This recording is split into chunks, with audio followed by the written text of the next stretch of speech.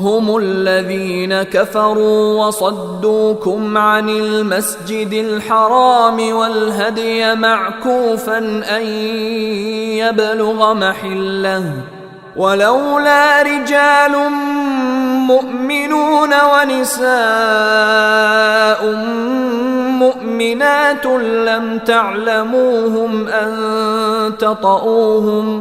لم تعلموهم أن تطؤوهم فتصيبكم منهم معرة بغير علم ليدخل الله في رحمته من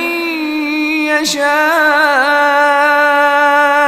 لو تزيلوا لعذبنا الذين كفروا منهم عذابا أليما۔ یہی لوگ تو ہیں جنہوں نے کفر اختیار کیا اور تمہیں مسجد حرام سے روکا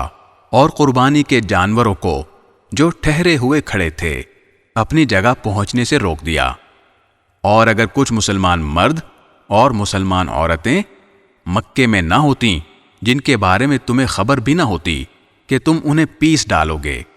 اور اس کی وجہ سے بے خبری میں تم کو نقصان پہنچ جاتا، تو ہم ان کافروں سے تمہاری صلح کے بجائے جنگ کروا دیتے، لیکن ہم نے جنگ کو اس لیے روکا تاکہ اللہ جس کو چاہے اپنی رحمت میں داخل کر دے۔ البتہ اگر وہ مسلمان وہاں سے ہٹ جاتے تو ہم ان اہل مکہ میں سے جو کافر تھے انہیں دردناک سزا دیتے۔ اذ جعل الذين كفروا في قلوبهم الحمية حمية الجاهلية فأنزل الله سكينته على رسوله وعلى المؤمنين وألزمهم كلمة التقوى وكانوا أحق بها وأهلها وكان الله بكل شيء عليما۔ چنانچہ جب ان کافروں نے اپنے دلوں میں اس حمیت کو جگا دی جو جاہلیت کی حمیت تھی، تو اللہ نے اپنی طرف سے اپنے پیغمبر اور مسلمانوں پر سکینت نازل فرمائی اور ان کو تقوی کی بات پر جمائے رکھا، اور وہ اسی کے زیادہ حقدار